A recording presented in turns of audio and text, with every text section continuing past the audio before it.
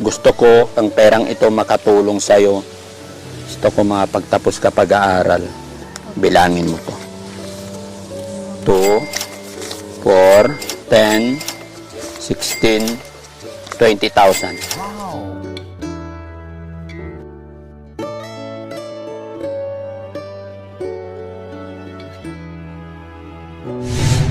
Ito ba bahay nyo? Opo. Anong eksaktong lugar to, be? Look Basyaw. Look, Basyaw, Capiz, no? Opo. Beverly, may tanong ako sa'yo. Gaano kahirap ang buhay dito sa probinsya nyo? Kapag hindi kami magtrabaho, wala kaming kakainin. Ay, tignan nyo yung saingan nila mga kababayan nung nasa sahig. Ang hirap ng kalagayan dito, ang liit. Saan ang CR ninyo dito?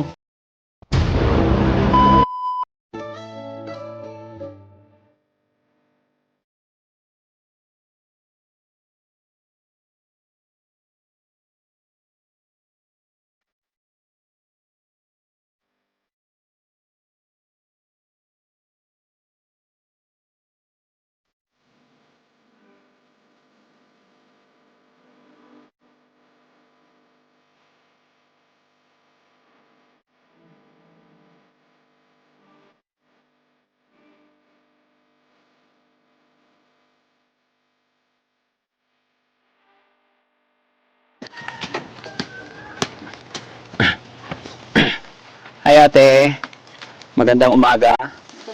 Ay, pwede ka bang maabala? Okay lang. Ako si Daddy Frankie. Anong ginagawa mo?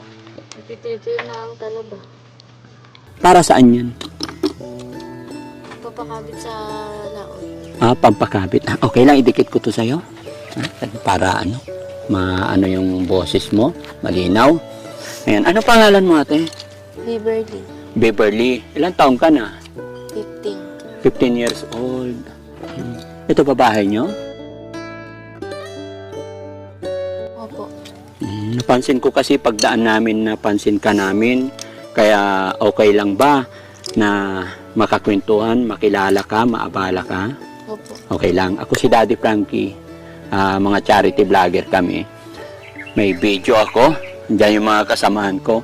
Okay lang i-video ka namin tapos i-upload ka namin. Opo. Okay lang. Gusto kong malaman yung kwento ng buhay ninyo dito. Anong eksaktong lugar to, be? Look Basyaw. Look, Basyaw, Capiz, no?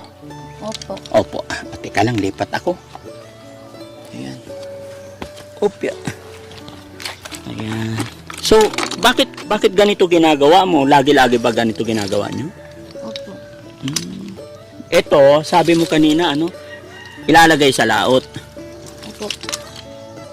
Ano to? Ikaw maglalagay, hanap buhay nyo, o ito ibibenta nyo? Yan ang hanap buhay namin. Ito ang hanap buhay nyo. Opo.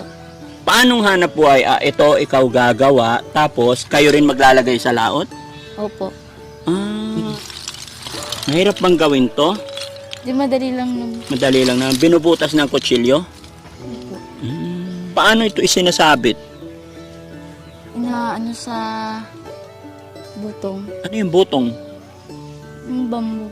Kawayan. Oo. Isinasabit nyo doon. Opo. Saan ang tatay mo? Sa laot. Nasa laot. Siya yung naggagawa nito. Opo. Ang nanay mo, Nagtatrabaho. nagtrabaho. Anong trabaho ng nanay mo? Naglalaba. Naglalaba. Tapos ikaw, naggagawa nito. Ilan ba kayo magkakapatid? 8. 8, ang dami. Tapos ikaw, ilang taong ka na? 15. Ikaw yung panganay. Bakit ang dami nyo magkakapatid? 8 sana kami kaso namatay yung kapatid ko na kambal. May kambal kang kapatid na matay. Opo. Bakit sila namatay? Pagpanganak ni mama sa ospital na namatay sila. Namatay? Dahil may sakit. Pagkapanganak, namatay na. Beverly, may tanong ako sa'yo. Gaano kahirap ang buhay dito sa probinsya nyo? Mahirap talaga. Kapag hindi kami magtrabaho, wala kaming kakainin. Ay, ganon. Pero masipag naman siguro ang tatay, nanay mo. Opo. Nagpakabit sa inuutosan. Ay, inuutusan siya para magsabit ito. Opo. So, ayan mga kababayan, no? Ngayon lang ako nakakita dito sa kanila na ultimo pati yung shell pala binubutas. Tapos, paano to isasabit? Dito kakapit yung talaba ulit. Opo. Gaano katagal ninyong gagamitin ito? Abot ng 7 buwan. 7 buwan? Isasabit nyo 7 buwan. Opo. Nag-aaral ka ba? Opo. So, anong araw ngayon? Hindi ka pumasok. Bakit? Kasi nagpaalam naman ako sa guro ko na hindi ako makapasok ngayon kasi ginagawa ko aking assignment. Ang dami kasi. Madami, pero bakit ganito ginagawa mo ngayon? Para may pambiling bigas. Pambiling bigas. Wala ba kayong bigas ngayon? Wala. Ano bang ginagawa ng mama mo? Naglalaban ng mga bayo. Naglalaba sa bahay-bahay. Ayan mga kababayan, no? Ito yung bahay nila. Ito yung bahay nyo, no? Opo. At nadaanan namin si ate dito. Kaya habang kami nag-i-scout, nadaanan natin si ate para kausapin. So, araw-araw ganitong trabaho mo? Pagkagaling mo sa school, anong ginagawa mo? Nagtitilito ng talaba. Naggaganyan? Opo. Sanay ka naman na. Oo. Mula noon, ganito trabaho mo? Opo. Ito kayo na gumawa nito. Opo. Ang galing, no? Ayun, paano ba? Sige, pwede ba makita kung paano magawa? Yan mga kababayan, no? Isang magandang dalaga na aming nadaanan dito sa bundok na ito. At ang hanap buhay nila dito isa ganito. Pagtalaba. Sige nga, Ading. Beverly, kung paano. Gustong malaman, makita ni Daddy Frankie kung paano yung...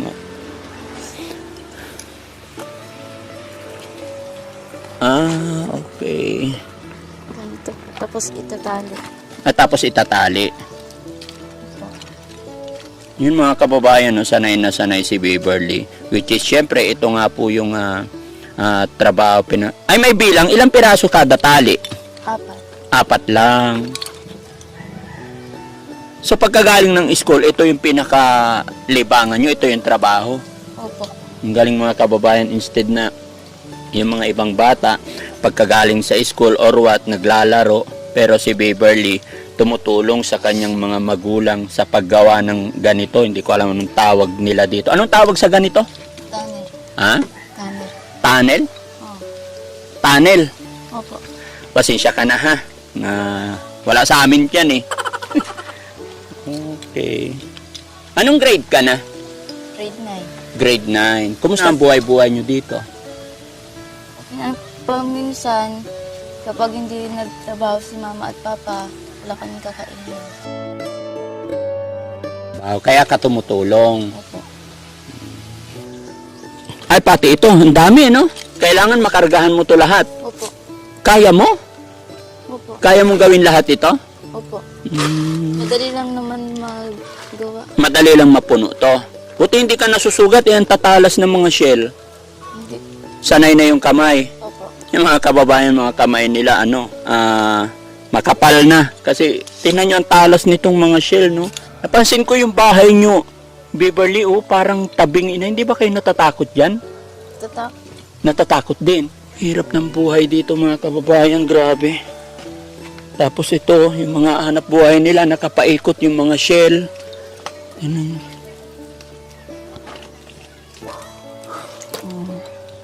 Gaano na kayo nakatagal nakatira dito? Dito ka na rin pinanganak? Opo. Beverly, okay lang ba maabala kita? Dito tayo, may tatanong ako sa'yo. Okay lang? Sige, dito tayo kasi hindi ako makapwesto, baka malaglag ako. Pero kayo parang sanay na kayo, no? Opo. Dito, paano ba tayo umupo? Ayan. Sige, upo ka dyan, upo tayo. Okay lang? Opo. Mga kababayan, inabala ko muna si Beverly. Pasensya na kayo mga kababayan kasi kung mapansin nyo talagang likod na to ng gilid talaga ng bundok. Kaya yung bahay nila parang nakasingit lang dyan sa gilid at wala kaming mapwestuhan. Kaya naging agaw pansin sa akin ang batang ito. Kaya namin siya nakausap.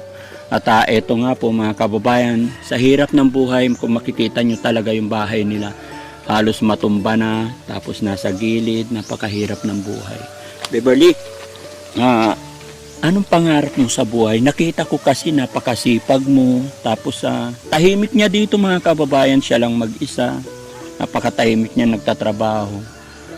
So, anong pangarap mo sa buhay? Pangarap ko sana makatapos ng pag-eskwela, ng pag-aral para makakuha ako ng aking gustong kurso. Anong course gusto mo? Gusto ko sana maging polis kaso mahirap kami, hindi ko maabot yung pangarap ko, wala kaming pera. Minsan, hindi kami makapagbili ng pagkain kasi wala kaming pera. Kapag hindi nagtatrabaho si mama at papa, wala kaming kakainin. Sa isang araw, isang beses lang kami makakain. Ay, isang beses lang kayo nagsaing. Opo. So, yung kinikita ng mama mo sa paglabada, sakto para sa inyo. Opo. Pambaon. Magkano nung baon mo araw-araw? 10 piso. 10 peso. So, maghapon na yon, kasya naman. Hindi po. Pag minsan, hindi ako humihingi ng baon kay mama at papa. Bakit? Kasi naaawa na ako sa kanila. Nakabait mo naman, anak. Minsan, kapag may nagpatrabaho sa akin, hinahatian ko naman sila. Sa edad mong yan, nagtatrabaho ka na rin. Opo. Pinagsasabay mo yung pag-aaral. Opo. Nag-aaral ako sa umaga, pagkagabi, nagtatrabaho ako. Nagtatrabaho ka sa gabi. Anong trabaho mo sa gabi? Nagbantay ng bata. Tawag nito, nag-aalaga ka ng bata Opo. para may pangbaon. Hindi po, pangbili ng bigas. Ay, pambili rin ng bigas. Lagi-laging ganun bang ginagawa mo? Opo. Basta labanan mo lang, no? Magsikap ka lang, balang araw. Walang araw maabot ko rin ng pangarap ko. Basta magtiyaga ka lang, lagi ka lang magpipray kay God. Minsan, hindi na ako pumapasok sa school kasi palagi ako binubuli ng aking kaklase. Bakit ka binubuli? Kasi sabi nila sa akin, mahirap daw ako. Hindi ko kaya magbili ng mga gamit sa school. Kaya binubuli nila ako. So, paano yung mga project mo? Pag halimbawa, di ba, usually ngayon sa school, may mga project sa cellphone na wala talaga. Wala. Kahit isa sa nanay-tatay mo, wala kayong cellphone. Wala kaming pambili ng cellphone. Sa bagay, nasabi mo nga, bigas nga, hirap na hirap kayo, bibili pa ng cellphone. Lagi kang binubuli sa school. Opo. Anong ginagawa mo pag binubuli ka nila? Umiiyak. Umiiyak lang ako, hindi ko sila pinapansin. Hindi mo sila pinapansin. Anong sinasabi mo sa kanila? Wala. Iyak lang ako ng iyak. May iyak ka na lang. Hinahayaan ko lang naman sila. Pag minsan, sinasaktan nila ako, hindi ko sila pinapansin. Lumalabas ako ng classroom namin. Paano kanila sinasaktan? Bakit? Minsan, tinutulak. Pag minsan, yung aking papel ginagisi. Bakit? Hindi ba may mga kaibigan ka rin sa school? Wala. Kahit isa wala. Ayaw daw nila makipag-ibigan sa akin kasi wala daw akong pera. Dahil mahirap ka lang? Kasi sabi nila wala akong perang pambili kahit ng notebook, hindi ako makabili.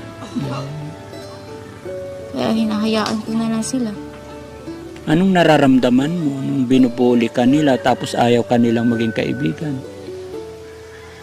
Siyempre, ang sakit ng maramdaman na wala kang kaibigan. Pagkatapos, palagi ka pang binubuli sa school. Kaya pala, nung pagdating ko dito, tahimik na lang ikaw nagtatrabaho dito. Opo. Kaya magsikap ka lang. Sinasabi nga nila sa akin, hindi daw ako makatapos ng pag-eskwela kasi wala kaming pera. Huwag mo silang intindihin, no? Sa isipin mo, alam mo, hindi ka pababayaan ni God. Basta magsikap ka, wag na, kahit wala kang cellphone, tuloy pa rin ang pagpasok. Opo. Tsaka sabihin mo kay teacher pagka lagi kang binubuli, magsabi ka kay teacher. Hindi ba pwede maging kaibigan mo na lang yung mga classmate mo para walang away? Hindi po, ayaw nga nila akong lumapit sa kanila. Ayaw ka nilang palapitin. Tinutulak nga nila ako kung tuwing lumalapit ako sa kanila. Di sabihin mo sa teacher mo yung ganun para magawa ng paraan ng teacher. Nung binubuli nga nila ako, sinasabi ko, gusto ko na sanang huminto sa pag-aaral. Kaso iniisip ko, gusto ko makatapos ng pag-aaral para maahos sa kahirapan yung pamilya ko. At makapag-aral yung mga kapatid ko. Gusto ko naman kasing makatapos sa pag-aaral para makapunta sa ibang bansa. Gusto mo rin mag-abroad. Alam mo, matutupad lahat yan basta lagi ka lang magpipray kay God at lagi kang magtitiwala sa sarili mo na kaya mo. Tandaan mo, hindi araw-araw ganito ang buhay nyo, no? Laban lang. Ano naman ang sinasabi ng nanay tatay mo sa'yo? Kinikwento mo ba sa kanila yung nangyayari sa'yo sa school? Opo, sabi nila hayaan ko na lang para hindi dumami ang gulo. So kaya mo naman. Pero minsan, hindi ako pumapasok sa math na subject. Kasi sa tuwing math na subject, doon ako nila binubuli.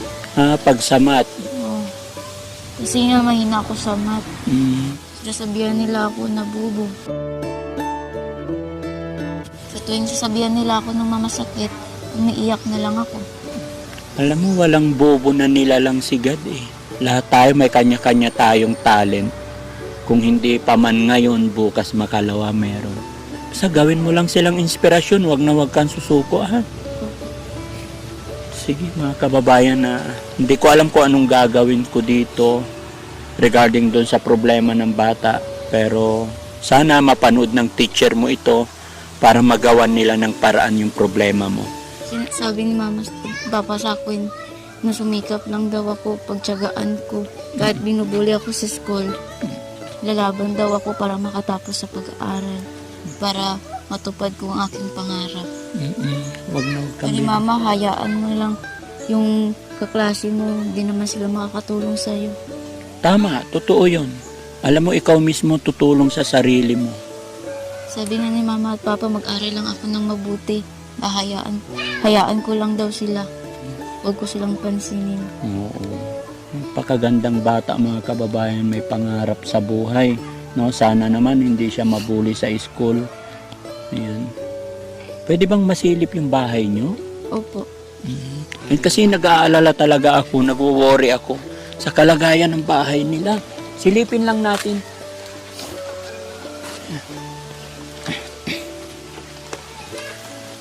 Ito.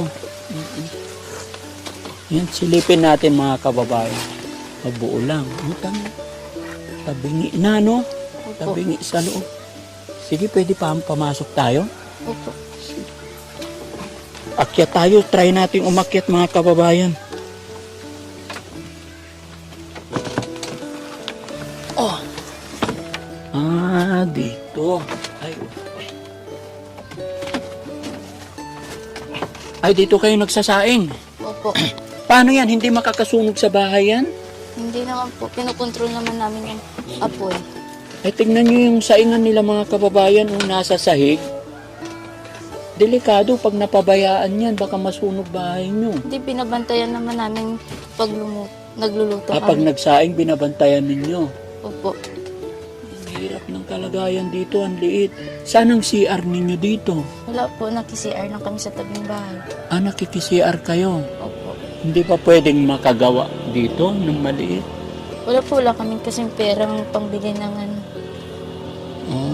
Hindi ko alam kung saan ako magsisimula dito mga kababayan. Hirap talaga ng buhay dito. Tapos ito kusina nyo. Saan ang harapan ng bahay?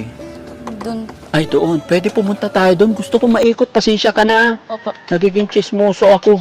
Interesado ako sa bahay. Sige, samahan mo ako. Walang pako yung sahig, no? Yung iba. Opo. Dito. Opo. Dito tayo. Dito na ako lalabas. Opo. Ay. Ayan. Sige. Puro shell talaga yung paikot ng bahay, no? Opo. Puro talaba. So, sige, anak, basta masasabi lang ni Daddy Frankie, tuloy-tuloy ang laban, ha? Wag mong intindihin yung mga yung mga nambubuling classmate mo. Opo. Ito na lang isipin mo. Kung ngayon binubuli ka nila, tuloy-tuloy mo lang yung pag-aaral mo.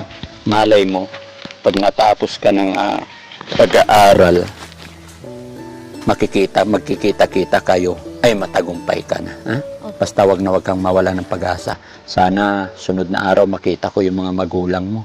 So, sa ngayon, bigyan kita, sana makatulong to sa pag-aaral mo. Opo. Ha? Opo.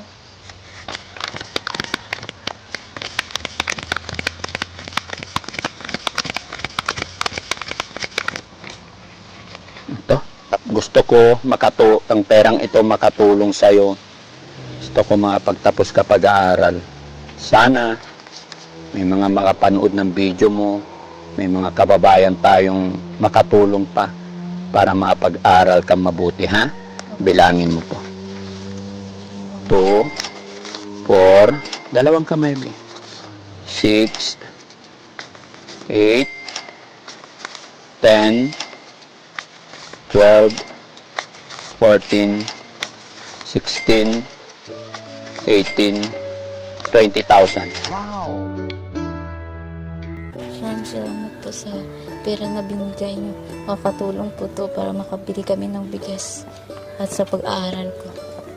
So magsikap ka lang, huwag kang mawawala ng pag-asa, huwag mong intindihin yung mga nambubuli sa'yo. Bagkos gawin mo silang inspirasyon. Sayang, no, hindi ko lang inabot yung mga magulang mo.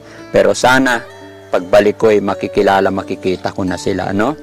Anong gagawin mo? Anong naisip mo ngayon sa perang binigay ko? Bibili kami ng bigas. Bibili.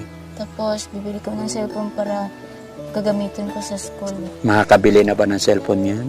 Sa bagay, may cellphone na 6,000. Opo. Nagsisikap ako sa pag-aaral para makatapos sa pag-aaral para matulungan ko si mama at papa at ang aking mga kapatid. Ang laban lang. Ha? Opo. Okay. So, ayan mga kababayan, mga kabarangay, pasensya na kayo. Hindi masyado makapagsalita si Baby, ang ating nakita dito dahil hindi masyadong ganun pa sa Tagalog. At si Daddy Frankie naman, hindi ko rin masyado naintindihan lahat ang mga sinasabi. Pero ang importante dyan mga kababayan, nadalaw po at nakikita ni Daddy Frankie yung mga kababayan natin dito sa bundok, sa malalayong lugar. Isa pa lamang po ito na pamilya na tagpuan namin dito sa Capiz na mahihirap nating mga kababayan. Tsaka itong lugar na ito mga kababayan, bundok pero napapaikutan. Parang bundok tapos nasa gilid po ng dagat, no? Ayan mga kababayan, pero napakarami tayong mga kababayan dito na kapos hirap sa buhay mga kababayan. At salamat sa Panginoon kasi may nakita tayo at nakapag-abot tayo ng kaunting tulong. Kaya mga kababayan ko, kung bago ka lang po sa aking channel, para mas makatulong pa tayo, mas makapag-abot pa tayo ng mga tulong kagaya nila na mga mahihirap pero lumalaban sila talaga sa hamon sa hirap ng buhay. Ayun, i-share po natin ang mga bidyong ito para sa ganon ay mas makatulong pa. Mga kababayan, bago po matapos ang bidyong ito, ay sasamantalahin ko muna magpasalamat sa Team Rise Above. Tumulong din po sila sa Team Daddy Frankie. Nagbigay din po sila ng kaunting tulong pinansyal. Sila po ay nagbigay ng 10,000 kay Daddy Frankie. Kaya yun po yung pandagdag namin, pantulong din dito sa ating mga kababayan. Kaya shoutout po kay Tita Hanes at saka mga kasamahan nila. Maraming salamat po and God bless po.